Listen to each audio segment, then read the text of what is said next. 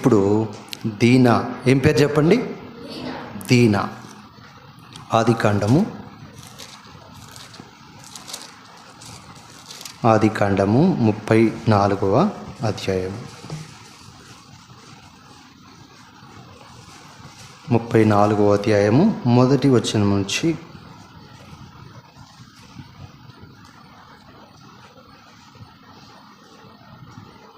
10 వచనాలు చదువుకుందాము. మొదటి వచనం నేను చదువుతాను, రెండవ వచనం అందరం కలిసి. ఆదికాండము 34వ అధ్యాయం మొదటి వచనము. లేయా యాకోబునకు కనిన కుమార్తె అయిన దీనా ఆ దేశపు కుమార్తెలను చూడ వెళ్ళెను. ఆ దేశము నేలిన హివ్వీయుడైన హమోరు కుమారుడగు షెకెము ఆమెను చూచి ఆమెను పట్టుకొని ఆమెతో సైనించి ఆమెను అవమానపరిచెను. అతని మనస్సు యాకోబు కుమార్తె అయిన దీనా మీదనే ఉండెను. అతడు ఆ చిన్నదాన్ని ప్రేమించి ఆమెతో ప్రీతిగా మాట్లాడి, ఈ చిన్నదాన్ని నాకు పెళ్లి చేయమని తన తండ్రి అయిన హమోరును అడిగెను. తన కుమార్తెను అతడు చెరిపినని యాకోబు విని తన కుమారులు పశువులతో పొలములలో ఉండినందున వారు వచ్చు వరకు ఊరకుండెను. షెకెము తండ్రియగు హమోరు యాకోబుతో మాట్లాడుటకు అతని యొద్దకు వచ్చాను. యాకోబు కుమారులు ఆ సంగతి విని పొలములో నుండి వచ్చిరి. అతడు యాకోబు కుమార్తెతో సైనించి ఇశ్రాయేలు జనములో అవమానకరమైన కార్యము చేసెను. అది చేయరాని పని గనుక ఆ మనుష్యులు సంతాపము పొందిరి. వారికి మిగుల కోపము వచ్చెను. అప్పుడు హమోరు వారితో, షెకెము అను నా కుమారుని మనస్సు మీ కుమార్తె మీదనే ఉన్నది. దయచేసి ఆమెను అతనికిచ్చి పెళ్లి చేయుడి. మీ పిల్లలను మాకిచ్చి మా పిల్లలను మీరు పుచ్చుకొని మాతో 1000 మంది మా మధ్య నివసించుడి. ఈ దేశం ఎదుట ఉన్నది. ఇందులో మీరు నివసించి వ్యాపారము చేసి ఆస్తి సంపాదించుకొనుడని చెప్పాను. ఆదికాండము అదే అధ్యాయం 34వ అధ్యాయము 30వ వచనము చదువుకుందాం అందరం కలిసి. 30వ వచనము. అప్పుడు యాకోబు షిమ్యోనును లేవీని చూచి, మీరు నన్ను బాధపెట్టి ఈ దేశ నివాసులైన కనానీయులలోను పెరిజ్జీలలోను అసహ్యునిగా చేసిదిరి. నా జనసంఖ్య కొంచెమే. వారు నా మీదికి గుంపుగా వచ్చి నన్ను చంపెదరు. నేనును నా ఇంటి వారును నాశనమగుదుమని చెప్పాను. చిన్న ప్రార్థన చేసుకుందాం. ప్రేమగల తండ్రి, మీరు మాకు అనుగ్రహించిన ఈ యూత్ మీటింగ్ కొరకే వందనాలు. మీరు తీసుకొచ్చిన యవన బిడ్డల కొరకే వందనాలు. ఇంతవరకు జరిగించిన ఈ కొడుకుని బట్టి వందనాలు. సహోదరుడు ఇచ్చిన సాక్ష్యాన్ని బట్టి కూడా స్తుతిస్తున్నాను. దేవా, మీ నామానికే మహిమ కలుగునుగాక. ఈ కొడుకు ద్వారా కొందరి యవన బిడ్డల హృదయాలైనా మీరు తెరవండయ్యా. మీ ఆత్మ కార్యాన్ని చేయండి నాయనా. చదవబడిన పరిశుద్ధ వాక్య భాగం ద్వారా మాతో మాట్లాడండి అయ్యా. దీనా అనే యవన బిడ్డను గురించి మేము ధ్యానం చేయనే ఉండగా మా అందరితో మాట్లాడమని, మీ స్వరాన్ని వినిపించమని, దాసుని కూడా బలపరచమని, ఇక్కడున్న వారే కాదు శబ్దంతం ద్వారా ఎవరైనా వింటుంటే బయట వారితోనూ, యూట్యూబ్ ఛానల్ ద్వారా ఎవరైతే వారి వారి స్థలాల్లో ఉండి వింటున్నారో వారితోనూ మాట్లాడమని యేసయ్య నామములో ప్రార్థించి వేడుకొనుచున్నాను తండ్రి. ఆమేన్. ఏం పేరు చెప్పండి ఒకసారి? దీనా. ఇక్కడున్న వారికి ఎవరికి లేదనుకుంటా పేరు. ఇంతకు అమ్మాయిలు పెట్టుకుంటారు, అబ్బాయిలు పెట్టుకుంటారా పేరు? ఎవరు? ఏం అమ్మాయా అబ్బాయా? దీనా అమ్మాయి కదా, రైట్. మరి అబ్బాయిలు వేరే పేర్లు పెట్టుకుంటారు కదా. ఈ దీనా ఎవరి కుమార్తె తెలుసా? అక్కడే రాయబడింది. లేయా యాకోబునకు కనిన కుమార్తె అయిన దీనా. చూసారా? అబ్రహాము కుమారుని పేరు ఇస్సాకు. ఇస్సాకు కుమారుని పేరు యాకోబు. ఏశావు యాకోబులు ఇద్దరున్నారు. ఇస్సాకు యొక్క చిన్న కుమారుడు యాకోబు. యాకోబుకి ఎంతమంది పిల్లలు తెలుసా మీకు? మొత్తం 12 మంది కుమారుడు, ఒక్కగానొక్క కుమార్తె దీనా, అంటే మొత్తం 13 మంది అన్నమాట. యాకోబు మొట్టమొదటిగా లేయాను చేసుకున్నాడు, ఆ తర్వాత రాహేలును చేసుకున్నాడు, ఆ తర్వాత లేయా యొక్క దాసి రాహేలు యొక్క దాసిని కూడా చేసుకున్నాడు. ఆ విధంగా వాళ్ళందరూ యాకోబుకి అలా విధంగా లేయా, రాహేలు, తర్వాత దాసీలకు పుట్టిన పిల్లలే వీళ్ళందరూ. 12 మంది కుమారులు, ఒకే ఒక్క కుమార్తె. యాకోబు, లేయా వారిద్దరికి పుట్టిన కుమార్తె పేరే దీనా. అంటే 12 మంది, అప్పటికి 11 మంది మాత్రమే పుట్టారు. ఆ తర్వాత బెన్యామీను కూడా పుట్టాడు.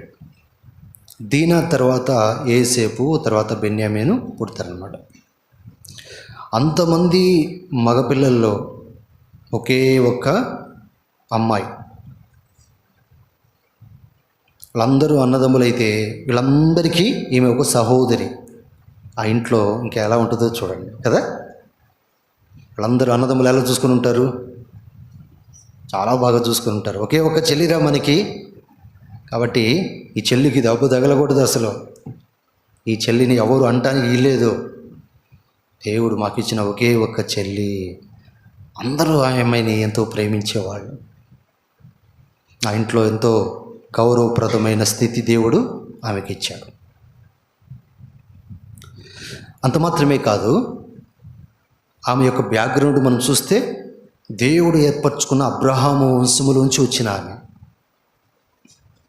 అబ్రహాము యొక్క కుమారుడు ఇస్సాకు, ఇస్సాకు యొక్క కుమారుడు యాకోబు. యాకోబు అప్పటికే ఇజ్రాయేలుగా మార్చబడ్డాడు. 32వ అధ్యాయంలో మనం చూస్తే ఇజ్రాయేలుగా మార్చబడ్డాడు. ఒకప్పుడు ఈ యాకోబు మోసగాడుగా ఉన్నాడు. యాకోబు అంటే అర్థం ఏంటి? మోసగాడు. దేవుని యొక్క ప్రణాళికలోనే ఉన్నాడు. దేవుడు ఎంతో ప్రేమించాడు యాకోబును. కానీ యాకోబు చాలా సంవత్సరాలు దేవునికి లోబడలేదు. తన సొంతగా బలవంతంగా ఆశీర్వాదాలను లాక్కుంటూ వచ్చాడు. తన అన్నను మోసగించాడు, తన తండ్రిని మోసగించాడు కదా. ఆ తర్వాత ఎన్నో సమస్యలను తెచ్చుకున్నాడు. తన సొంత ప్రాంతంలోంచి, కనాను ప్రాంతంలోంచి, తన అన్న దేశం నుండి దూరంగా ప్రాణాలు కాపాడుకోవటానికి వెళ్ళిపోయాడు. తన మేనమామైన లాబాను ఇంటికి వెళ్ళిపోతాడనమాట. పద్దనరాము అనే ప్రాంతంలో లాబాను ఉండేవాడు.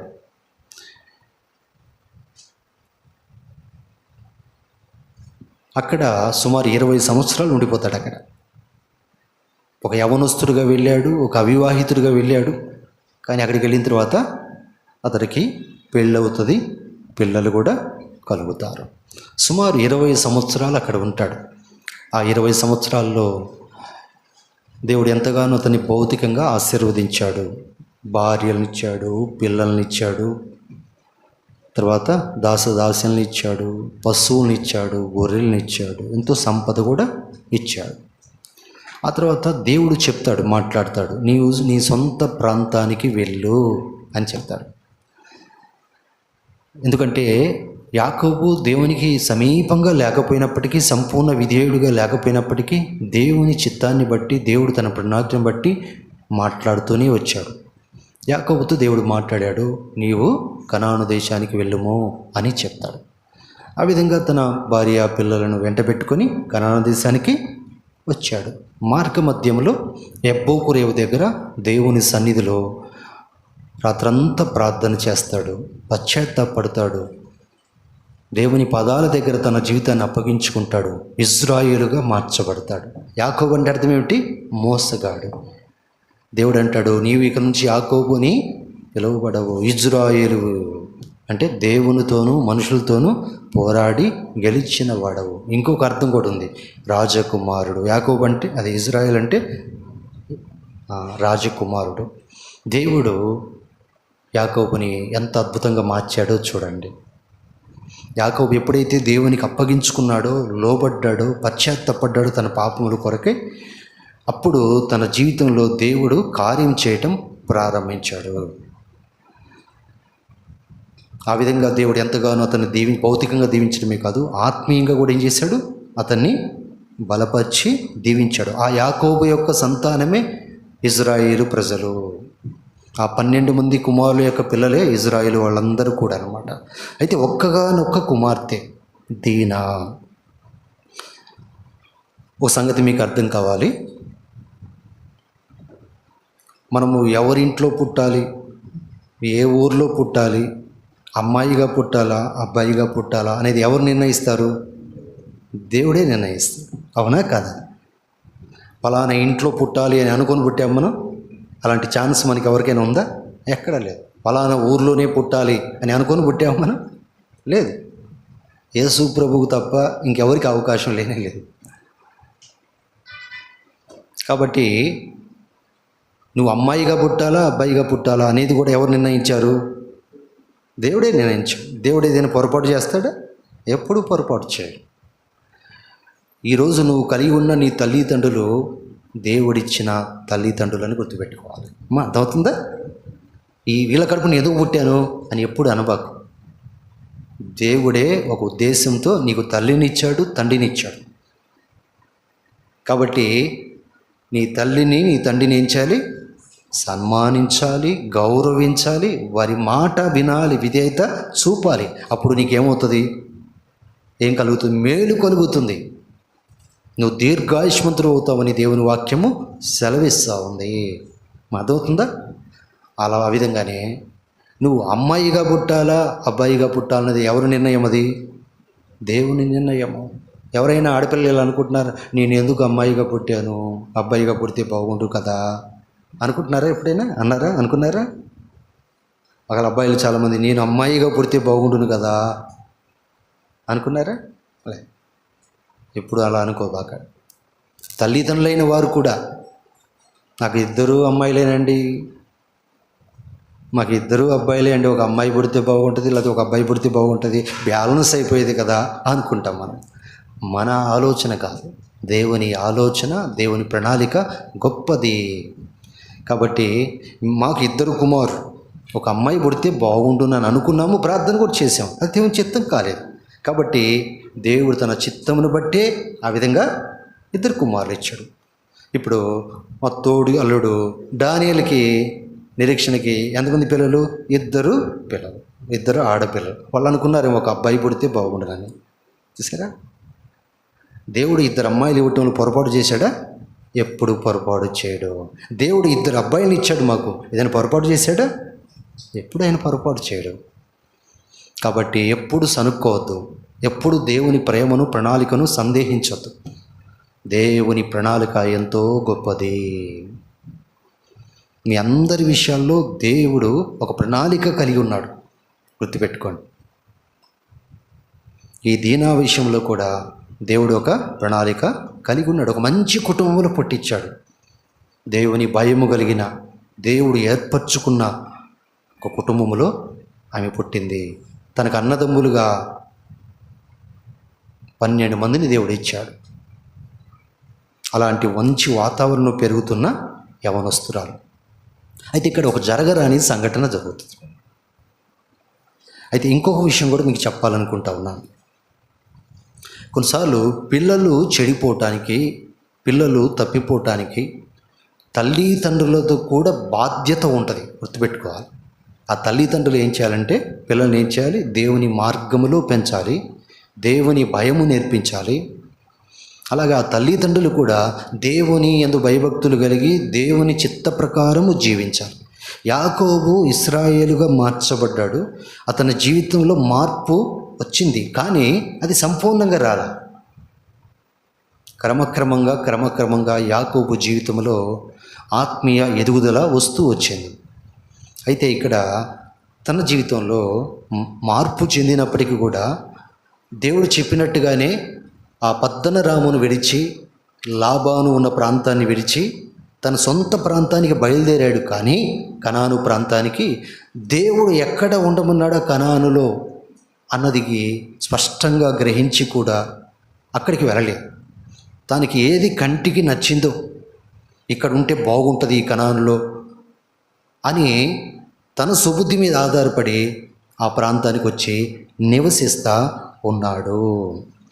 ఒక వాక్య భాగాన్ని మనము చూస్తే ఆదికాండము 31వ అధ్యాయము 13వ వచనం. ఆదికాండం 31వ అధ్యాయము 13వ వచనము. నీవెక్కడ స్తంభము మీద నూనె పోసితివో, ఎక్కడ నాకు మొక్కుబడి చేసితివో ఆ బేతేలు దేవుడను నేనే. ఇప్పుడు నీవు లేచి ఈ దేశంలో ఉండి బయలుదేరి నీవు పుట్టిన దేశమునకు తిరిగి వెళ్ళుమని నాతో చెప్పెననెను. అంటే పద్దనరాములో లాబాను దగ్గర ఉన్నప్పుడు దేవుడు మాట్లాడాడు యాకోబుతో. తాను తల్లిదండ్రుల నుంచి లాబాను దగ్గరికి వెళ్ళినప్పుడు మధ్యలో బేతేలు దగ్గర తాను నిద్రపోతాడు. బండ రాత్రి మీద తలగడ మీద నిద్రపోతే ఆ రాత్రి దేవుడు మాట్లాడతాడు, ఒక దర్శనం ఇస్తాడు. అక్కడ ఒక స్తంభం నిలబెట్టి నూనె పోసాడనమాట. ఇది బేతేలు, ఇది దేవుని మందిరము అన్నాడు. అంత దేవుడు మాట్లాడుతున్నాడు కనుక ఆ దినాన్ని, ఆ పరిస్థితులన్నీ జ్ఞాపకం చేస్తున్నాడు. నువ్వెక్కడ స్తంభం మీద నూనె పోసితేవో, ఎక్కడ నాకు మొక్కుబడి చేస్తావో ఆ బేతేలు దేవుణ్ణి నేనే. ఇప్పుడు నువ్వు లేచి ఈ దేశము నుండి బయలుదేరి నీవు పుట్టిన దేశమునకు తిరిగి వెళ్ళుమని నాతో చెప్పే నేను. కనుక ఆ విధంగా కనాను దేశానికి వచ్చాడు దేవుడు చెప్పినట్టుగానే. అయితే ఆ కనాను దేశంలో బేతేలులో ఉండటము దేవుని చిత్తము. కానీ అదేవి కొంచెం రీసౌండ్ వస్తుంది చూడమ్మా. బేతేలులో ఉండకుండా కనానికి వెళ్ళినప్పటికీ మరొక మంచి స్థలాన్ని కోరుకున్నాడు. ఇక్కడ ఉంటే బాగుంటుంది అనుకున్నాడు ఆయన. చూడండి ఆదికాండము 33వ అధ్యాయము 18వ వచనం చూడండి, 18, 19 వచనాలు. అటు యాకోబు పద్దనరాములో నుండి వచ్చిన తర్వాత కనాను దేశములోనున్న షెకెమను ఊరికి సురక్షితముగా వచ్చి ఆ ఊరి ముందర తన గుడారములు వేసెను. మరియు అతడు తన గుడారములు వేసిన పొలము యొక్క భాగమును షెకెము తండ్రి అయిన హమోరు కుమారుడి యొద్ద 100 వరహాలకు కొని అక్కడ ఒక బలిపీఠము కట్టించి దానికి ఏల్ ఎలోహే ఇజ్రాయేలు అను పేరు పెట్టెను. దాని అర్థం ఏమిటంటే ఇజ్రాయేలు దేవుడే దేవుడు. అంటే ఒక ప్రార్థన చేస్తే బాగుండేది. అయ్యా ఈ కనానులో ఎక్కడ ఉండమంటావు అంటే బేతేల్లో ఉండమని చెప్పేవాడే, లేకపోతే ఇంకొక స్థలంలో ఉండమని చెప్పేవాడే. తను ఎక్కడ ఉండటము దేవుని చిత్తము దేవుడు తెలియచేసేవాడు. కానీ కనానుకు వెళ్ళమన్నాడు కదా అని ఎక్కడ పడితే అక్కడ ఉండటము దేవుని చిత్తము కానే కాదు. ఇప్పుడు ఆయన ఎక్కడున్నాడు అమ్మా? కనానులో ఉన్నప్పటికీ ఎక్కడ ఉన్నాడు తెలుసా? షెకెము అనే ఊరికి వచ్చాడు. ఆ ఊర్లో ఉండే వాళ్ళందరూ కూడా ఎవరంటే వీళ్ళు అలాగే అన్యులైన వారు అన్నమాట. వారందరూ కూడా ఎవరు? అన్యులైన వారు, పెరిజ్జీలు, కనానీలు అన్నమాట. వాళ్ళందరూ విగ్రహారాధన చేసేవారు. ఆ ప్రాంతంలో నివసించే వారందరూ కూడా చెడ్డ మనుషులు, దేవుని భయం లేనటువంటి వారు. ఎన్నో హేమైన కార్యాలు ఆ ప్రాంతంలో, పట్టణంలో జరుగుతూ ఉన్నాయి. కనుక అలాంటి వారి మధ్యకి వెళ్ళిపోయాడు ఆయన. వాళ్ళకి దగ్గరలోనే ఒక స్థలం కొని అక్కడే ఇల్లు కట్టేశాడు, గుడారం వేసుకొని తన కుటుంబాన్ని తీసుకొని అక్కడే ఉండిపోతూ ఉన్నాడు. అర్థమైందా? ఈ సంఘటన జరిగిన తర్వాత, ఒక భయంకరమైన సంఘటన తన కుమార్తె జీవితంలో జరిగిన తర్వాత మరలా దేవుడు మాట్లాడి ఎక్కడికి వెళ్ళమన్నాడు తెలుసా? ఆదికాండం 35వ అధ్యాయము 1వ వచనం చూడండి. దేవుడు యాకోబుతో నీవు లేచి బేతేలునకు వెళ్ళి అక్కడ నివసించి నీ సహోదరుడైన ఏశావు ఎదుటి నుండి నీవు పారిపోయినప్పుడు నీకు కనపడిన దేవునికి అక్కడ బలిపీఠమును కట్టమని చెప్పగా. చూసారా ఎంత స్పష్టంగా దేవుడు మాట్లాడాడు? అంతకుముందు కూడా మాట్లాడాడు. కానీ బేతేలుకి వెళ్ళమంటే ఇతను మరొక స్థలానికి వెళ్ళాడు. షెకెము అనే ప్రాంతానికి వెళ్ళాడు. ఎందుకంటే బేతేలు కంటే కూడా షెకెము చాలా ఉండటానికి మంచిగా కనపడుతూ ఉంది. మంచి పొలాలు, మంచి స్థలాలు. అర్థమైందా? ఇక్కడ బతికితే, ఇక్కడ ఉంటే బాగా జీవనం సాగిపోతుంది, మా కుటుంబం పోషించబడుతుంది అని భౌతికంగా ఆలోచించాడు. మన స్వబుద్ధిని ఆధారం చేసుకొనక పూర్ణ హృదయంతో యెహోవా యందు ఏం చేయాలి? మనము నమ్మకం ఉంచాలి. బెత్లెహేములో ఒక కుటుంబం ఉండేది.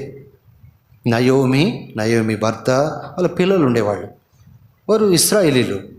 అయితే అక్కడ కరువు వచ్చినందువల్ల వాళ్ళు ఏం చేశారు? ఎక్కడికి వెళ్ళారు? మోయాబు దేశానికి వెళ్ళారు. అక్కడికి వెళ్ళటం వల్ల వాళ్ళు నష్టపోయారు. ఆ దేవుని చిత్తమా? ఒక కష్టం వచ్చింది, ఒక ఇబ్బంది వచ్చింది, ఒక కరువు వచ్చింది. ప్రభువా, నేను ఇక్కడే ఉండమంటావా, అక్కడికి వెళ్ళమంటావా అని దేవుని అడిగితే చాలా బాగుండేది. దేవుడు చెప్పేవాడు కదా. కష్టం వచ్చిందని దేవుని చిత్తాన్ని విడిచిపెట్టి నీకు ఇష్టమైన మార్గంలోకి వెళ్ళకూడదు, నీ ఇష్టమైన స్థలానికి వెళ్ళకూడదు. మీకు అర్థమైందా? అలా వెళ్ళి నష్టపోయారు. కరువులో కూడా దేవుడు మనల్ని ఏం చేయగలడు? పోషించగలడు. దేవుడు నిన్ను ఎక్కడ ఉండమన్నాడో అక్కడ ఉండాలి, ఎలా జీవించమన్నాడో అలా జీవించాలి. దేవుడు మనందరి విషయంలో ఒక ప్రత్యేకమైన ప్రణాళిక కలిగి ఉన్నాడు. నువ్వు మంచిగానే బతకొచ్చు, నీతిగానే బతకొచ్చు, అంత మాత్రం సరిపోదు. దేవుడు నిన్ను ఎక్కడ ఉండమన్నాడో, ఏ స్థలంలో ఉండమన్నాడో అక్కడ ఉండటము చాలా ప్రాముఖ్యమైంది కూడా. లోతును గురించి ఏం రాయబడింది తెలుసా? లోతు కూడా నీతిమంతుడే రాయబడింది పేతురు పత్రికలో. కానీ ఆయన ఎక్కడున్నాడు? ఎక్కడ నివసించాడు? ఏ ప్రజల మధ్య నివసించాడు? సొదొమలో నివసించాడు. ఆ ప్రజలు ఎలాంటి వాళ్ళు? భయంకరమైన ఘోరమైన కార్యాలు, పాప కార్యాలు చేసే ప్రజలు. పాపం పండిపోయింది, పాపంతో నిండిపోయింది. అలాంటి ప్రజల మధ్యకి ఎందుకు వెళ్ళాడు? ఆ ప్రాంతాన్ని కోరుకున్నాడు. అబ్రాహాము అడిగితే నీకు ఏ ప్రాంతం కావాలో కోరుకో అంటే ఆ ప్రాంతాన్ని కోరుకున్నాడు. ఎందుకు? అది చూస్తే పొలాలు, పచ్చటి పొలాలు, మంచి వాగులు, మంచిగా పండిద్ది, మంచిగా బతకొచ్చు అని భౌతికంగా ఆలోచించి వెళ్ళాడు. అసలు ఆ ప్రజలు ఎలాంటి వాళ్ళు చూడలేదు. స్థలాలు చూశాడు, పొలాలు చూశాడు, మా భవిష్యత్తు మంచిగా ఉంటుంది అనుకున్నాడు. చూసావా?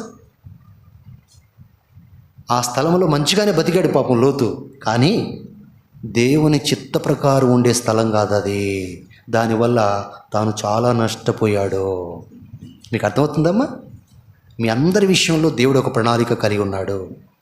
యవన పిల్లలారా, మీకు అర్థమవుతుందా? మీరు ఏం చదువుకోవాలి, ఏ కాలేజీలో చదువుకోవాలి, ఏ సబ్జెక్ట్ తీసుకోవాలి, ఆ తర్వాత ఏ ఉద్యోగం చేయాలి, ఆ తర్వాత ఎవరిని వివాహం చేసుకోవాలి, ఇవన్నీ దేవుడు ప్రణాళిక కలిగి ఉన్నాడు. మీరు దేవునికి అప్పగించుకొని, దేవా నా పట్ల నీవు ఎలాంటి ప్రణాళిక కలిగి ఉన్నావో నీ చిత్తము నెరవేర్చని ప్రార్థన చేసుకొని మీరు అప్పగించుకుంటే ఆయన చిత్తాన్ని ఒక్కొక్కటి ఆయన ఏం చేస్తాడు? బయలుపరుస్తాడు. కాబట్టి ఒక ప్రార్థన చేయండి ఇప్పుడు నుంచే. ప్రభువా, నా పట్ల నువ్వు ఎలాంటి ప్రణాళిక కలిగి ఉన్నావో, నీవు పుట్టక మునిపే దేవుడు ఒక ప్రణాళిక కలిగి ఉన్నాడు. నువ్వు అమ్మాయిగా పుట్టాలన్నా అబ్బాయిగా పుట్టాలన్నది కూడా ఆయన నిర్ణయమే. ఎవరి కడుపున పుట్టాలన్నది కూడా ఆయన నిర్ణయమే.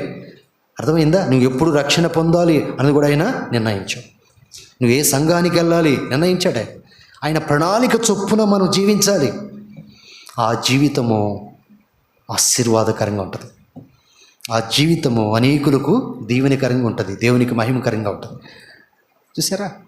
మన ఇష్టం వచ్చినట్టు భక్తి చేయకూడదు, మన ఇష్టం వచ్చిన చోటుకి వెళ్ళకూడదు, మన ఇష్టం వచ్చిన నిర్ణయాలు తీసుకోకూడదు. గుర్తుపెట్టుకోండి, ఇప్పటి నుంచే నేర్చుకోండి. మీకు ప్రతి అడుగులో కూడా దేవునిపైన ఆధారపడటము నేర్చుకోవాలి. తల్లిదండ్రులైన మిమ్మల్ని కూడా హెచ్చరిస్తాము, దేవుని చిత్తాన్ని గ్రహించాలి. చూసారా? కనుక యాకోబు దేవుడు ఎక్కడికి వెళ్ళమంటున్నాడో గ్రహించి కూడా దాన్ని ఏం పట్టించుకోకుండా తను భౌతిక రీతిగా ఆలోచించి ఇక్కడ ఉంటే బాగుంటుంది, నేను నా కుటుంబం మంచిగా బతుకుతాము అనుకొని ఆ స్థలానికి వెళ్ళి, ఆ ప్రాంతానికి వెళ్ళి, శక్యమైన ప్రాంతానికి వెళ్ళి చక్కటి గుడారాలు వేసుకొని స్థలాన్ని కొని అక్కడే స్థిరపడదాం అనుకున్నాడు. ఆ దేవుని చిత్తం కానిక. ఒకవేళ దేవుని చిత్తాన్ని గ్రహించిన తర్వాత వెంటనే వెళ్ళిపోయాడా? అది కూడా లేదు. కాలయాపన చేశాడు, అక్కడే ఉన్నాడు. దానివల్ల తన కుమార్తె జీవితంలో ఒక భయంకరమైన సంఘటన జరిగింది. ఒక జరగరాని కార్యము జరిగింది. దానికి కారణము ఒక దీనాదే తప్పు అని చెప్పకూడదు. దీనాది నిజమైన అసలు తప్పు, కానీ వెనక తల్లి తండ్రులు కూడా ఉంది, తండ్రి బాధ్యత ఉంది, తల్లి బాధ్యత కూడా ఉన్నది.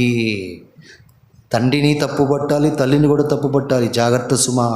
మన పిల్లలు చెడిపోవటానికి అంత వాళ్ళదే అనుకోబాకండి. దాని వెనుక తల్లి తండ్రుల యొక్క బాధ్యత కూడా ఉన్నది. అర్థమైందమ్మా? ప్రభువు నన్ను సేవకు పిలిచాడు. ఎలా సేవ చేయాలనేది ఆయన చెప్తాడు. ఏ ఊర్లో సేవ చేయాలనేది ఆయన చెప్తాడు. నా పట్ల ఆయన ప్రణాళికను గుర్తెరిగి నేను చేయాలి. చూసారా, నన్ను అడిగారు, ఈ గోలబడికి ఎందుకు వచ్చావు? దేవుని చిత్తం కాబట్టి వచ్చా. నేను అనుకోని రాలే గోలపాడు. అర్థమైందా? ఏమని ఎందుకు చేసుకున్నావు అంటే, నేను కావాలని చేసుకోవాలా, నా పట్ల దేవుని చిత్తం ఏమైందో. విశ్వాసులు చాలామంది ఉంటారు, అందరిని చేసుకుంటామా? నా కొరకు దేవుడు సిద్ధపరిచింది ఒకళ్ళనే. ఆ ఒకళ్ళని ఎవరు గుర్తుపట్టాలి? మనం దేవుని అడగాలి, నడిపిస్తాడు. అదే అంటే మనము ప్రతి విషయంలో దేవుని చిత్తానికి మనం విధేయత చూపితే, ఇప్పుడు బయలుపరిచిన చిత్తానికి విధేయత చూపితే, ఇక ముందు మనం ఏం చేయాలో దేవుడే బయలుపరుస్తాడు. ఆ విధంగా ప్రతి దినము మనలను నడిపించాలని కోరుకుంటున్నాడు. అలా నడిచే జీవితము, నడిచే ఆత్మీయ జీవితం ఎంత ఆశీర్వాదకరం ఉంటుంది. అందుకని మొదటి యోహాను పత్రిక ఉంటుంది, లోకమును దాని ఆశయు గతించిపోతున్నవి కానీ దేవుని చిత్తము జరిగించువాడు నిరంతరము నిలుచును. మొదటిగా యవనస్తులారా, మీరు రక్షణ పొందాలి. అర్థమైందా? అందరూ మారు మనసు పొందాలి. మీ పాపముల కొరకై పశ్చాత్తాపడాలి. క్రీస్తుని మీ హృదయంలో చేర్చుకోవాలి. మీ జీవితాన్ని ప్రభుకు అప్పగించుకోవాలి. అది మొదటి మెట్టు. మారు మనసు రక్షణ అంటారు కదా, అది కేవలం దేవుని కృపచేత విశ్వాసం ద్వారా మనకు కలుగుతుంది. దానికోసం ఇంకా మనం ఏం చేయాల్సిన పనిలా. సిలువలో యేసు ప్రభు మన కొరకు ఏం చేశాడు? ప్రాణం పెట్టాడు, రక్తం కార్చాడు, మన శిక్ష అంతా ఆయన మీద వేసుకున్నాడు, మరణించి తిరిగి లేచాడు. ఆ సత్యాన్ని నమ్మాలి. మనం పాపులమని గ్రహించి పశ్చాత్తాపడి మన పాపము నుంచి ప్రభు తట్టు తిరగాలి. ప్రభువుకు మన జీవితాలు అప్పగించుకోవాలి. అప్పుడు మనకు రక్షణ కలుగుతుంది. ఆ తర్వాత బాప్తిసం తీసుకోవాలి. సంఘానికి నమ్మకంగా వెళ్తూ సంఘ సహవాసంలో ఆత్మీయంగా ఎదుగుతూ ఉండాలి. ఆ తర్వాత నుంచి ఏం ప్రార్థన చేయాలి తెలుసా? ప్రభువా, నా పట్ల నీ చిత్తం ఏమై ఉందో నన్ను నడిపించు. నీ చిత్తమే జరగాలి.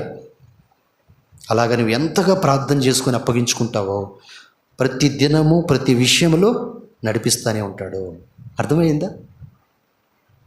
ఇక్కడ ఉన్న యవన బిడ్డలు మీరు చదువుకుంటున్నారు ఇంకా కదా, మీరు ఇంకా వివాహాలు కావాలి, ఆ తర్వాత ఉద్యోగాలు చేయాలి, పిల్లలు కనాలి, ఇంకా చాలా భవిష్యత్తు ఉంది. ఇప్పటి నుంచే మంచి పునాది మీరు వేసుకోవాలి.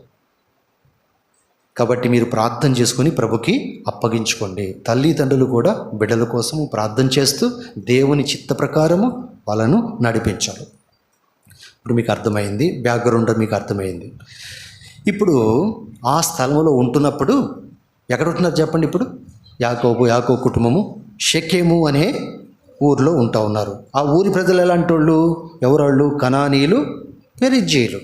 అంటే అవిశ్వాసులు, విగ్రహారాధికులు, దేవుని భయం లేనివారు, చెడ్డ ప్రజలు. అయితే వీళ్ళు వాళ్ళ మధ్యనే ఉండలేదు, కానీ ఆ ఊరికి ఎదురే ఉన్నారు వాళ్ళు. వాళ్ళకి వీళ్ళకి మధ్య పెద్ద గ్యాప్ ఏం లేదనమాట. అది పరిస్థితి. ఎంతకాలం ఉన్నారో మనకు తెలియదు.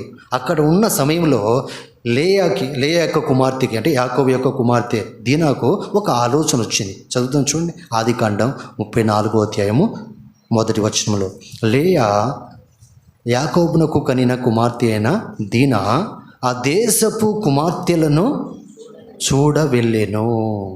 ఆ దేశము నేలిన హివ్వీయుడైన హమోరు కుమారుడగు షెకెము ఆమెను చూచి ఆమెను పట్టుకొని ఆమెతో శయనించి ఆమెను అవమానపరిచెను.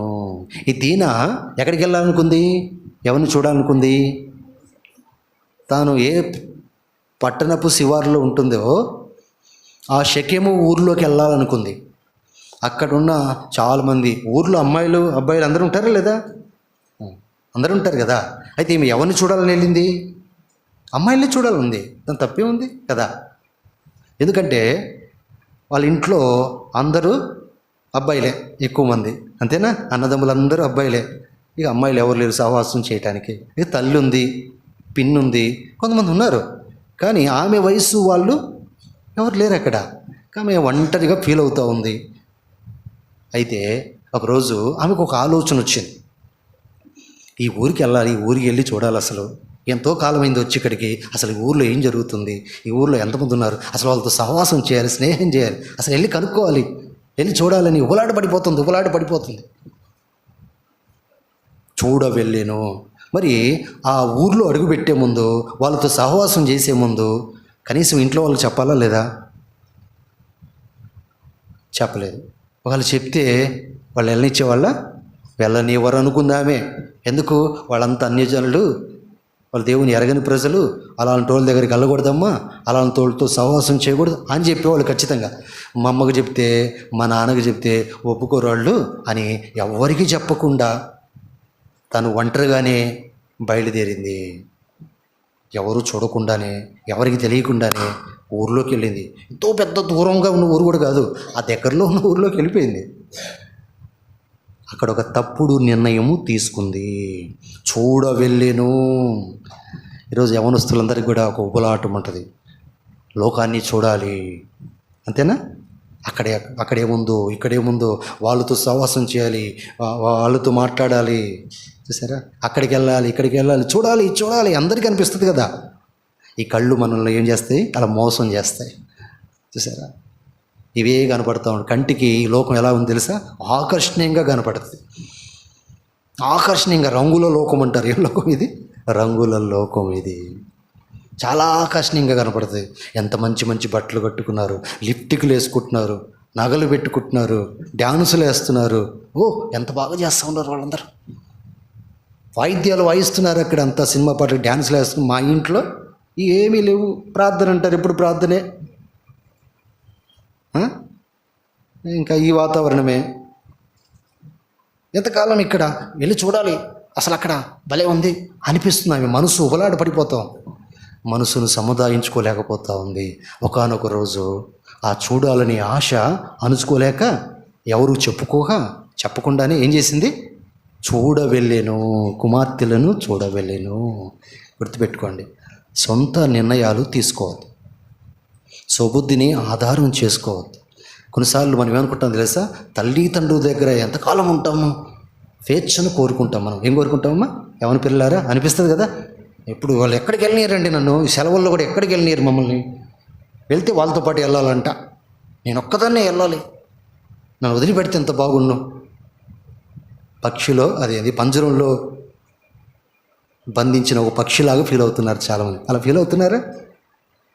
మీరు ఫీల్ అవుతున్నారా? మీరు గుర్తుపెట్టుకోండి, అదే మీకు క్షేమం. ఒకవేళ ఆ పంజరాన్ని ఒకసారి విడిచిపెట్టేసాం అనుకోండి, లేకపోతే దాన్ని తలుపు తీసాం అనుకోండి, అబ్బా స్వేచ్ఛ వచ్చిందని ఏరిపోయి ఎవరి చేతులు చిక్కుంటారు తెలుసా? వేటగాడి చేతులు చిక్కుంటారు. కాబట్టి మీ వయసు అలాంటిది. వివాహపు వయసు వచ్చేంత వరకు మీకంటూ ఒక వయసు, ఒక మెచ్యూరిటీ అంటారు కదా, అప్పుడు వరకు కూడా మీ తల్లిదండ్రుల యొక్క అధికారం కింద ఉండాలి, అణిగిమణిగి ఉండాలి. ప్రభువైన యేసుక్రీస్తు వారు తన తల్లిదండ్రుల దగ్గర ఎంతకాలం ఉన్నాడు తెలుసా? 30 సంవత్సరాలు ఉన్నాడు. వాళ్ళకు లోబడి ఉండేను అని రాయబడింది. ఈరోజు 15 సంవత్సరాలు వస్తే వాళ్ళని మనము అదుపు చేయలేము. నేను పెద్దోడిని అయిపోయాను, నాకు చెప్తావా నీవు? నేను చదువుకుంటున్న దాన్ని నాకంతా తెలుసు అంటున్నారు ఈరోజు పిల్లలు. నువ్వు నాకు చెప్పేది ఏంది? నా ఇష్టము, నేను వెళ్ళిపోతాను ఎక్కడికైనా. అలాంటి ఆలోచన తప్పు. అర్థమైందా? అప్పుడేమైంది తెలుసా? మీరు ఖచ్చితంగా నష్టపోతారు, మోసపోతారు. వేటగాడైన సైతాను చేతిలో చిక్కుకొని మీ జీవితాలను పాడు చేసుకుంటారు. దీని పరిస్థితి అదే. తాను ఈ విధంగా అనుకుంది, నేను చాలా జాగ్రత్తగా ఉంటాను, నేను అక్కడికి వెళ్తాను కానీ ఆ అన్యజనులతో అవిశ్వాసులే వాళ్ళు, కానీ నేను చాలా కేవలం చూడటానికి వెళ్తాను, చాలా జాగ్రత్తగా ఉంటాను అనుకుంది. కానీ పాపము అక్కడికి వెళ్ళిన తర్వాత పరిస్థితులన్నీ వేరైపోయాయి. అక్కడ ఏం జరిగింది చెప్పండి. ఇప్పుడు అక్కడికి వెళ్ళిన తర్వాత చూడండి, ఆదికాండం 34వ అధ్యాయం 2వ వచనంలో, ఆ దేశము నేలిన హివ్వీయుడైన హమోరు కుమారుడగు షెకెము ఆమెను చూచి ఆమెను పట్టుకొని ఆమెతో సైనించి ఆమెను అవమానపరిచెను. దీనా అలా జరుగుతుందని అనుకుందా? నువ్వు ఊరక చూసొద్దాము అని వెళ్ళింది అంతే. ఆ నిర్ణయం తీసుకుని, ఆ నిర్ణయానికి కట్టుబడి ఎవరికి చెప్పకుండా వెళ్ళింది. ఇప్పుడు మరలా ఇంటికి ఎలా వచ్చింది? అవమాన భారముతో, తన కన్యత్వాన్ని పోగొట్టుకొని తలెత్తుకోలేని స్థితిలో నిరాశతో వచ్చేసింది. తన భవిష్యత్తు ఎంతో మంచి భవిష్యత్తు దేవుడు నిర్ణయించాడు. ఆమెకి ఒక ప్రణాళిక కలిగి ఉన్నాడు ఆ బిడ్డ పట్ల, కానీ ఆమె పాడు చేసుకుంది. గుర్తుపెట్టుకోండి, మనం తీసుకునే చిన్న చిన్న నిర్ణయాలు మన భవిష్యత్తును నిర్ణయిస్తాయి. మీకు అర్థమైందమ్మా? మనం తీసుకునే నిర్ణయాలు భవిష్యత్తులో మనము ఏమి కాబోతున్నాం అనేది నిర్ణయిస్తుంది. సపోజు నేను రోడ్డు మీదకి వెళ్ళాను, ఒక ఊరికి వెళ్దాం అనుకున్నాను. రోడ్డు మీదకి వెళ్ళిన తర్వాత ఒక బస్సు ఎక్కాను. నేను ఏ బస్సు ఎక్కానో అది ఎక్కడికి తీసుకెళ్తుంది అనేది ఆధారపడి ఉంటుంది. మీకు అర్థమైందా? సపోజు నేను ఏదో ఒక బస్సు ఎక్కుదామని చెప్పేసి ఎక్కాను, అది నర్సాపేటకి తీసుకెళ్ళేది. అంటే నర్సాపేట బస్సు ఎక్కాను, ఇంకా వెళ్ళలేదు అంటే అది ఎక్కడికి తీసుకెళ్తుంది? నర్సాపేటకి. కానీ నేను సత్తెనపల్లి వెళ్ళాలనుకున్నాను, కానీ నేను ఎక్కింది ఏది? నర్సాపేట బస్సు ఎక్కాను. మరి అది ఎలా కుదిరిద్ది? అప్పుడు నేను సత్తెనపల్లి వెళ్ళను, ఎక్కడికి వెళ్తాను? నర్సాపేట వెళ్ళిపోతాను. నేను పరిశుద్ధంగా జీవించాలి, దేవుని కొరకు జీవించాలి, దేవుని చిత్తమే నెరవేర్చాలి అని ఆశ నీకుందా? దేవునికి మహిమ తీసుకురావాలి నా జీవితం ద్వారా అని ఆశ నీకుందా? అలా ఉన్నప్పుడు నీ నిర్ణయాలు ఎలా తీసుకోవాలి? దేవుని చిత్త ప్రకారమే తీసుకోవాలి. మరి చెప్తాను, చాలామంది చదువుకునే పిల్లలు ఏమవుతారు తెలుసా?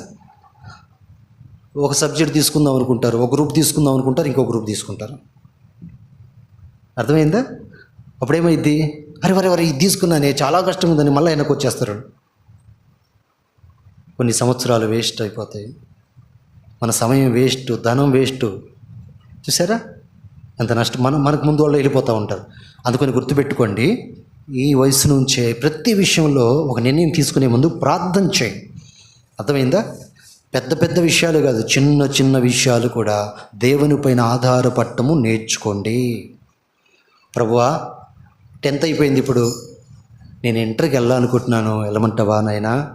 ఏ కాలేజీలో జాయిన్ అవ్వాలి, ఏ సబ్జెక్ట్ తీసుకోవాలి, నాకు సహాయం చేయండి ప్రభువా అని దేవునిపైన ఆధారపడి ప్రార్థన చేసుకుంటే మీకు దేవుడు ఆలోచన ఇస్తాడు, నడిపింపనిస్తాడు.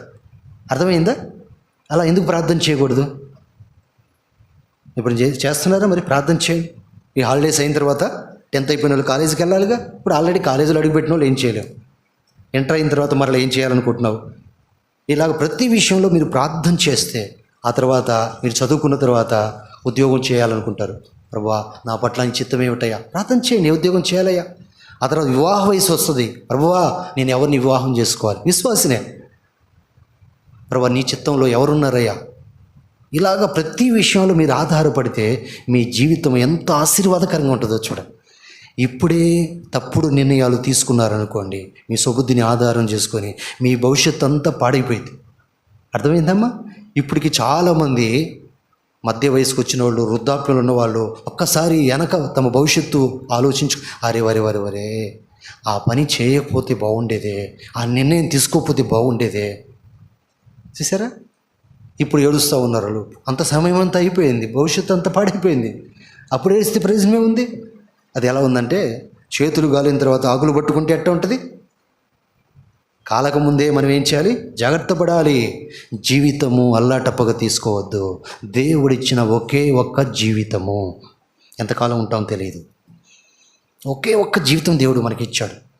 ఈ జీవితాన్ని ప్రభువుకు అప్పగించుకొని ప్రభు ప్రణాళిక చొప్పున, చిత్తము చొప్పున జీవించడానికి ప్రతిదినం ఆయన పైన ఆధారపడితే చెప్తున్నాను, మీ జీవితము ఆశీర్వాదకరంగా ఉంటుంది, అనేకులకి దేవునికి మహిమకరంగా ఉంటుంది. మీరు నిజంగా చెప్తున్నాను, ఇక్కడ సిగ్గుపడరు, రేపు నిత్యత్వంలో కూడా సిగ్గుపడే అవకాశము రానే రాదు. ఇప్పుడు నేను తీసుకున్న నిర్ణయం చూడండి, తప్పు చేయడానికి నిర్ణయం తీసుకోవాలా? అర్థమైందా? అతను వాళ్ళతో ఎవరితో సహవాసం చేయాలని కూడా కోరుకోలే, చూసి వద్దాము అనుకుందంతే. ఏమనుకుందమ్మా? చూసి వద్దాము. ఎప్పుడు ఇలా అనిపించిందా? చిన్నప్పటి నుంచి సినిమా హాల్ అసలు చూడలేదండి. ఎప్పుడు ప్రార్థన ప్రార్థన ప్రార్థన. ఎక్కడికి వెళ్తే ప్రార్థన కొడుకులకి తీసుకెళ్తారు మమ్మోళ్ళు. ఎక్కడికైనా బీచ్లకి పార్కులు కూడా తీసుకెళ్తారు, మంచిదే. కానీ సినిమా హాల్ ఎప్పుడు నేను వెళ్ళలేదు. అసలు ఎట్టుంటుందో చూడాలి అనిపిస్తుంది కదా. అనిపించిన తర్వాత సినిమా హాల్కి వెళ్తారు. వాడికి వెళ్ళంగానే వాళ్ళు అరే అరే బయట బాగుందే, అసలు లోపలికి వెళ్తే ఒక్క సినిమాని చూస్తాను, ఇంక రెండో సినిమా చూడను. లోపలికి వెళ్ళి ఒక్క సినిమా చూస్తాను. సినిమా హాల్ దగ్గరికి వెళ్ళటమే తప్పు, అక్కడ వెళ్ళిన తర్వాత లోపలికి వెళ్ళి ఒక్క సినిమాని చూస్తాను, వెళ్ళి చూస్తా, అంతే. ఇలాగ ఎంతమంది యవ్వన బిడ్డలు తమ జీవితాలు పాడు చేసుకుంటూ ఉన్నారు. ఓ చిన్న నిర్ణయము నీ జీవితాన్నే దారి తప్పిస్తుంది. నువ్వు తీసుకునే ప్రతి నిర్ణయము కూడా ప్రార్థన చేసుకొని దేవుని పైన ఆధారపడి తీసుకోవాలి. ఒక సంఘటన మీకు చెప్పాలనుకుంటున్నాను. కొన్ని సంవత్సరాల క్రితము హైదరాబాదులో జరిగిన సంఘటన, నేను విన్నది అది కూడా. యవన పిల్లలు చాలామంది దూర ప్రాంతాలకు వెళ్తారు చదువుకోవటానికి, తప్పదు కదా. అలాగా హాస్టల్లో ఉండి చదువుకుంటా ఉన్నారు. ఈలోపు పరీక్షలు అయిపోయాయి. పరీక్షలు అయిపోయిన తర్వాత మరి ఎటోళ్ళు అటు వెళ్ళిపోతారు కదా, వెళ్ళిపోతారు. కొంతమంది రకరకాల యవనస్తులు ఉంటారు కదా, రకరకాల స్నేహాలు అక్కడ. వాళ్ళల్లో కొంతమంది యవనస్తులు ఏం చేశారంటే, అరే మనం ఎప్పుడూ కలవం కదా ఇక్కడ, ఎటోళ్ళు అటే చదువు అయిపోయింది, ఇక మనకి ఇంకా మనం ఎప్పుడు కలవం, ఎప్పుడు కలుస్తామో తెలియదు. మేము ఒక చోటుకి వెళ్ళాలనుకున్నాము, నిన్ను అక్కడికి తీసుకెళ్తాం రా అన్నారు. ఆ కుర్రోడు చాలా మంచి కుర్రోడు, చాలా బుద్ధిగా చదువుకునేవాడు. వాళ్ళ తల్లిదండ్రులు కష్టపడి చదివిస్తున్నారు, పేదవాళ్ళు అయినా సరే. బాగానే కష్టపడి రాశాడు. ఈ యవనస్తులు ఆ విధంగా తను బలవంతం చేసి ఎక్కడికి వెళ్తున్నారు చెప్పలేదు. ఏయ్ మేము తీసుకెళ్తాం, రావాల్సిందే రా, ఇంక మళ్ళీ మనం కలవరంటే సరే అని వెళ్ళిపోయాడు. ఎక్కడ తీసుకెళ్ళా తెలుసా? హైదరాబాద్ అంటే అదొక రంగులో లోకం, అది పెద్ద సిటీ కదా, ఎవరికైనా చూడాలనిపిస్తుంది కదా. సరే అక్కడ చదువుకోవటం అంటే మాటలా, చదువు అయిపోయింది. అయితే ఆ స్నేహితులు ఎక్కడ తీసుకెళ్లారు తెలుసా? ఒక వేశ్యలు ఉండే స్థలానికి తీసుకెళ్లారు. ఎక్కడికి తీసుకెళ్లారు? వేశ్యలు ఉండే స్థలం. అరే ఇక్కడికి ఎందుకు తీసుకొచ్చారా, ఇక్కడికి ఎందుకు తీసుకొచ్చారా? నువ్వు చెప్పామా? నువ్వు మాట్లాడకూడదు, ఎంజాయ్ చేద్దాం రా అన్నారు. వాళ్ళ మాట కాదనలేక, తప్పించుకోలేక తాను ఒక నిర్ణయం తీసుకున్నాడు. ఒక్కసారే కదరా అన్న. ఆ రోజు వేశ్యలతో గడిపారు, సమయం గడిపారు, వచ్చేసారు, ఇక్కడ వెళ్ళిపోయారు. ఆ తర్వాత రిజల్ట్స్ వచ్చాయి. ఈ యవనస్తుడు మంచి మార్కులతో పాస్ అయ్యాడు, మంచి ఉద్యోగం వచ్చింది. ఇక మిగతా యవనస్తుల సంగతి పక్కన పెట్టేయండి, ఇది మంచి కుర్రోడే పాపం. వాళ్ళ స్నేహితుల యొక్క మాట విని తీసుకున్న నిర్ణయం అది. ఒక్కసారే తన జీవితంలో ఆ తప్పు చేశాడు. అయితే ఉద్యోగం వచ్చింది, బాగా సెటిల్ అయిపోయాడు, మంచి శాలరీ అతనికి. ఈ పరిస్థితుల్లో తనకు ఒక చెల్లి ఉంది. చెల్లి పెళ్ళైన తర్వాత తను చేసుకోవాలని తను అనుకున్నాడు కనుక చెల్లి పెళ్ళి కోసం తిరుగుతూ ఉన్నాడు. ఆ తర్వాత చెల్లి పెళ్ళి సెటిల్ అయింది. ఈ కొద్ది రోజుల్లో పెళ్ళి. ఇతడు మంచి ఉద్యోగం చేస్తూ ఉన్నాడు, కొంతకాలం బాగానే ఉన్నాడు. కానీ క్రమక్రమంగా తన శరీరంలో బలహీనత రావటం గమనించాడు. మంచి ఫుడ్ తీసుకుంటున్నాడు, రెస్ట్ తీసుకుంటున్నాడు, అన్నీ బాగానే ఉన్నాయి. కానీ శరీరం రోజు రోజుకి బలహీనమైపోతుంది, చిక్కిపోతున్నాడు, బలహీనమైపోతున్నాడు. తనకు అర్థం కావట్లా. అందుకని చెల్లి పెళ్ళి కొద్ది రోజులు ఉండగా చాలా హడావుళ్ళు ఉన్నాడు, అయినా సరే నీరసం అయిపోతున్నాడు, చాలా పనులు ఉన్నాయని చెప్పేసి హాస్పిటల్కి వెళ్ళి చూపించుకున్నాడు. అప్పుడు డాక్టర్ గారు బ్లడ్ టెస్ట్ రాశాడు. ఆ టెస్ట్లు తీసుకొని వచ్చిన తర్వాత డాక్టర్ గారు టెస్ట్లు చూసి, బ్లడ్ రిపోర్ట్ చూసి, బాబు నీకు ఎయిడ్స్ వచ్చింది అన్నాడు. హెచ్ఐవి ఉంది నీకు, అది ముదిరితే తర్వాత ఎయిడ్స్ అంటారు కదా. అదేందండి నాకు రావటం ఏంది, నేను ఎప్పుడు అసలు తప్పు చేయలేదు. నాకేం తెలుస్తాయా సార్, నీవే ఆలోచించుకోయా అంటే, అప్పుడు కొన్ని సంవత్సరాల క్రితము తన స్నేహితుల యొక్క మాట విని చేసిన ఒకే ఒక్క తప్పుడు పని ప్రతిఫలము అప్పుడు గుర్తొచ్చింది. అరే నా స్నేహితుల మాట విని నేను ఆ వెళ్ళకున్న స్థానానికి వెళ్ళి చేసిన తప్పు వల్ల ఈ స్థితి వచ్చింది. ఒక్కసారి తలకాయ పడి, మంచి ఉన్నతమైన ఉద్యోగం, ఉన్నతమైన స్థానం, మంచి డబ్బు, మంచి లగ్జరీ లైఫ్, చెల్లి పెళ్ళి ముందుంది, ఒక బాధ్యత కలిగిన స్థానంలో ఉన్నాడు. కానీ తనకి హెచ్ఐవి ఉందని తెలిసేసరికి చచ్చిపోతే ఆల్రెడీ దాదాపు చచ్చిపోయిన స్థితికి వెళ్ళిపోయాడు. అంటే అర్థం ఏంటంటే పక్క చిక్కిపోయాడు, అంతే, చచ్చిపోయిన స్థితి, అంతే, తలెత్తుకోలేకపోయాడు అక్కడ డాక్టర్ గారి దగ్గర. ఇక మనసంతా కకావికలమైపోయింది. రోడ్డు మీద అడుగు పెట్టాడు, బాధతో అలా నడుచుకుంటూ వెళ్తున్నాడు. ఈలోపు తను ఏం జరుగుతుందో తనకు అర్థం కాల, తన మనసంతా బాగా వేదనతోంది. ఈలోపు తన అడుగులు ఎక్కడికి వేస్తున్నాడో అర్థం కాలేదు. ఈలోపు ఒక లారీ వచ్చేసి కొట్టేసింది, స్పాట్ డెడ్, చచ్చిపోయాడు. చెప్పండి, ఒక చిన్న తప్పుడు నిర్ణయం వల్ల తన జీవితం ఏమైపోయింది చెప్పండి. ఇప్పుడు తన మంచి భవిష్యత్తును పాడు చేసుకున్నాడు. తన మీద ఆశలు పెట్టుకున్న కుటుంబంలో దుఃఖం తెచ్చుకున్నాడు. కొద్ది రోజుల్లో చెల్లి పెళ్ళి జరగబోతూ ఉంది. ఆ పరిస్థితిలో ఒక డెడ్ బాడీ, తన అన్న డెడ్ బాడీ ఇంటికి వస్తే ఎలా ఉంటుంది చెప్పండి? ఇంత దుఃఖము. మీకు అర్థం కావాలమ్మా, చెప్తున్నాను. ఒక చిన్న నిర్ణయమే అనుకోబాకండి, చాలా జాగ్రత్తగా మన అడుగులు వేయాలి. ఈ దీనా ఏమనుకుందమ్మా?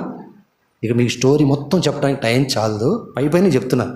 దీనా ఏమనుకుంది చెప్పండి. ఇప్పుడు మా అమ్మ నాన్నకి చెప్తే వెళ్ళనీరు, అక్కడికి ఊరకు చూసి వస్తాను అంతే అనుకుంది ఆమె. వెళ్ళింది, చూడటానికి వెళ్ళింది.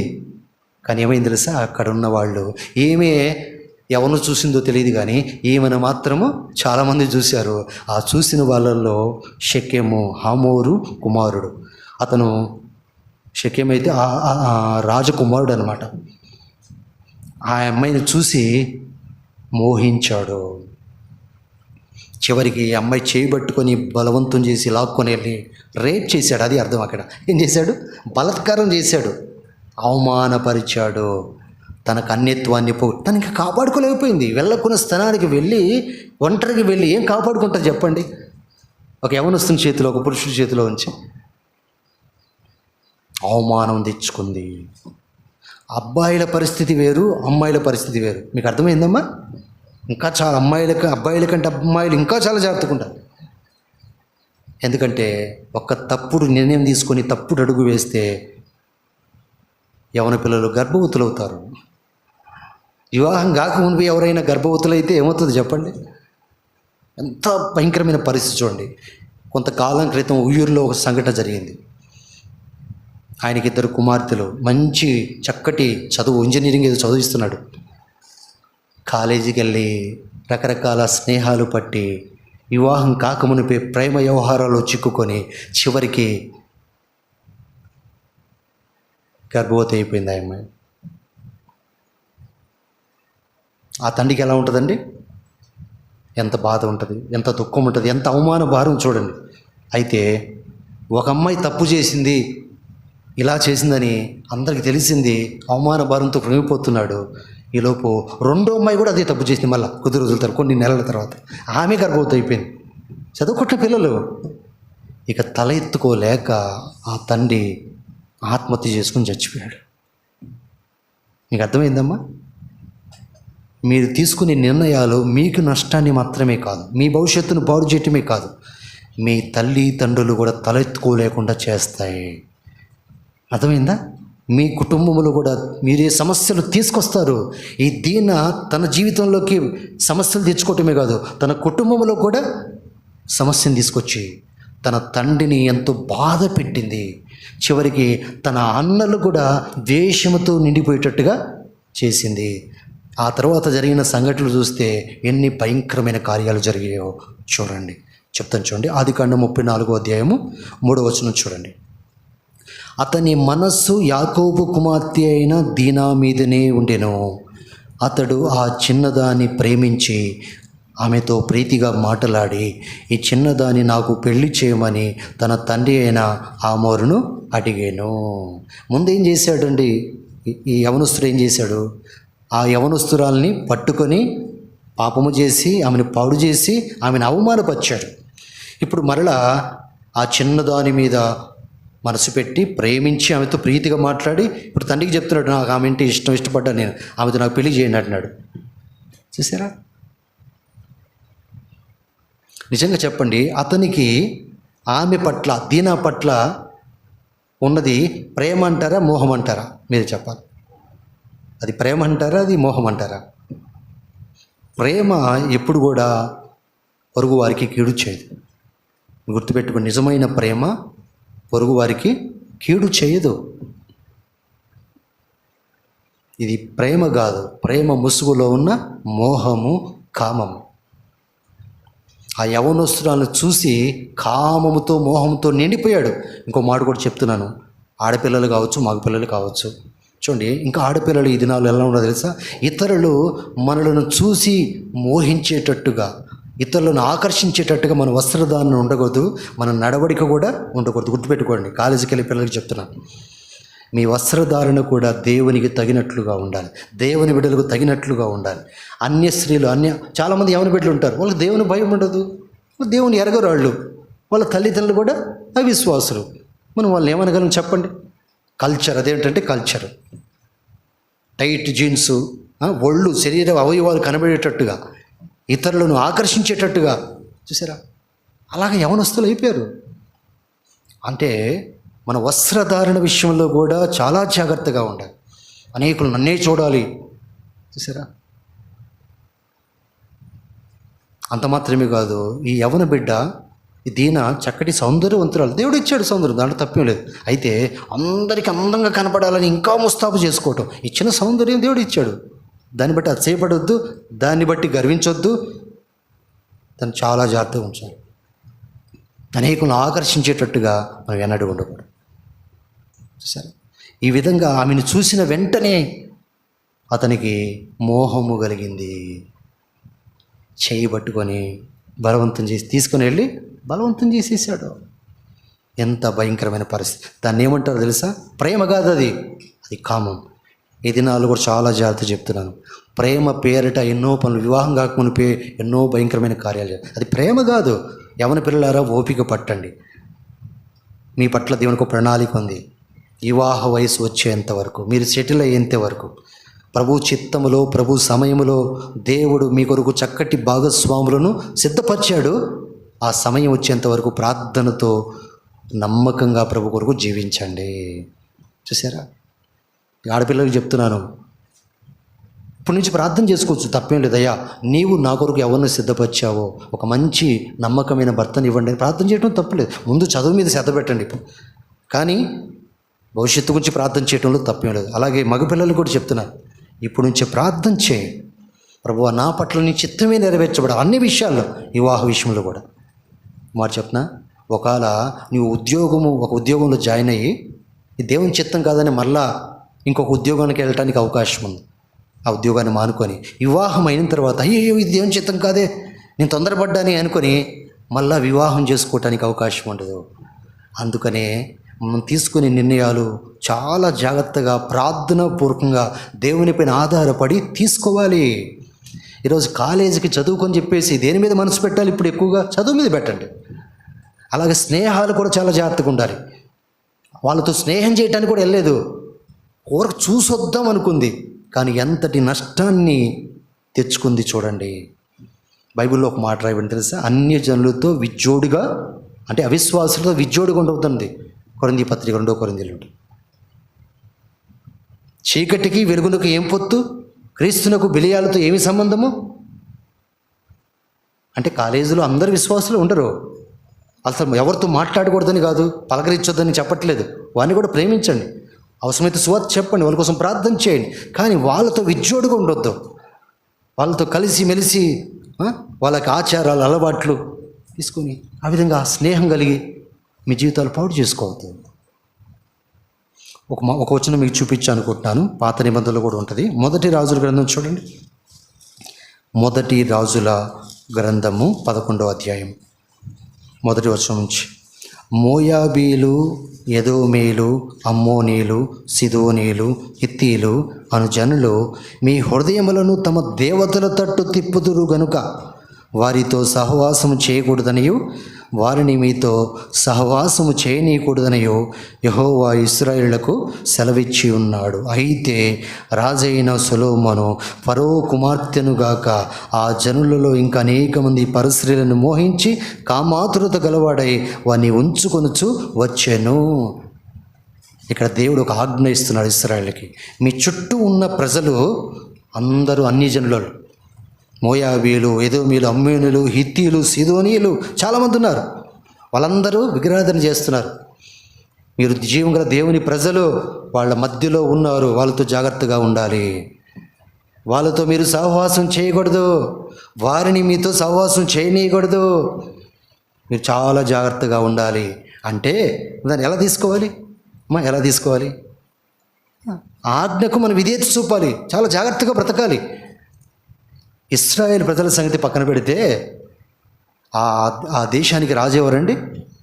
సొలొమోను కదా. ఇప్పుడు సొలొమోను అనుకున్నాడు, నేను రాజును, నాకెంతో జ్ఞానం ఉంది, నాకు కాదులే అనుకున్నాడు. నేను ఈ ఆజ్ఞను పాటించకపోతే నాకేం కాదు అనుకున్నాడు. అంటే సామాన్యులకు అనుకున్నాడు అతను. నేను రాజును అనుకుని తనేం చేశాడు? దేవుడు ఎవరితో సహవాసం చేయకూడదన్నాడు, వారితో సహవాసం చేసుకున్నాడు. వారితోనే పెళ్లి చేసుకున్నాడు. ఎవరిని పెళ్లి చేసుకున్నాడు తెలుసా? అయితే అంటే ఆ ముందున్న ఇచ్చిన ఆజ్ఞలన్నీ ఏమాత్రం కూడా లెక్క చేయక తన సొంత చిత్తాన్ని, తన సొంత ఇష్టాన్ని నెరవేర్చుకోవడానికి ఇష్టపడ్డాడు రాజు అయిన సొలొమోను. ఫరో కుమార్తెను చేసుకున్నాడు. ఐగుప్తు రాజకుమార్తె ఆమె. వాళ్ళు ఎవరండి? ఫరో కుమార్తె ఎవరు? ఫరో ఎవరు? అన్యజనులు కదా వాళ్ళందరూ, విగ్రహారాధికులు కదా. అంటే ఎవరిని చేసుకున్నాడు ఇప్పుడు ఆమె? ఆయన్ను విగ్రహారాధికురాలు చేసుకున్నాడు. ఆ తర్వాత కామాతురత గలవాడై ఇంకా అనేక మందిని చేసుకున్నాడు. అక్కడ చూస్తే మీరు ఆశ్చర్యపోతారు. 700 మంది భార్యలట, 300 మంది మొత్తం 1000 మందిని. చివరికి ఏమైంది తెలుసా? అతని భార్యలు అతని హృదయమును తిప్పివేసిరి. 4వ వచనం చూడండి. సొలొమోను వృద్ధుడైనప్పుడు అతని భార్యలు అతని హృదయమును ఇతర దేవతల తట్టు తిప్పగా అతని తండ్రి అయిన దావీదు హృదయం వలె అతని హృదయం దేవుడైన యెహోవా ఎడల యథార్థము కాకపోయేను. 8వ వచనం చూడండి. తమ దేవతలకు ధూపం వేయుచు బలులు అర్పించుచుండిన పరస్త్రీలైన తన భార్యల నిమిత్తము అతడు ఇలాగూ చేసెను. ఇప్పుడు సొలొమోను ఎలా మారిపోయాడు చెప్పండి? సొలొమోను ఎంతో జ్ఞానం కలిగిన వాడు. సొలొమోను గొప్ప దేవుని మందిరాన్ని కట్టించినవాడు. ఎన్నో గొప్ప బలులు ఇచ్చినవాడు. అర్థమైందా? సొలొమోను అంటే ఆ దినాల్లో ఆశ్చర్యపోయేవారు. అతని జ్ఞానానికి, అతని మాటలకి, అతని పనులకి ఆశ్చర్యం. అసలు ఎంతోమంది వచ్చి చూసేవారు.